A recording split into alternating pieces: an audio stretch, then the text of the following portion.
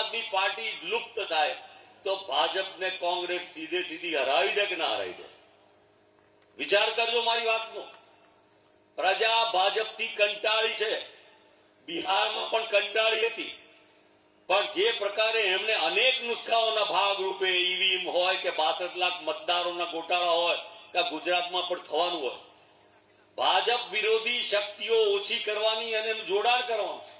અને એ જોડાણ કરવા માટે આમ આદમીને તમારે એના માણસો મૂળભૂત કાં તો કોંગ્રેસી છે અને કોઈ કારણસર એને વિશ્વાસ નથી આવતો કે આ કોંગ્રેસ જીતશે કે કેમ, એની સરકાર આવશે કે કેમ. આમ આદમીની આવવાની છે ખરી. જે નથી આવવાની એમાં જો લોકો, નવા લોકો, નવી પેઢી જોડાતા હોય તો આપણામાં કંઈક કચાશ છે. હવે કચાશ આપણે દૂર કરવી પડશે.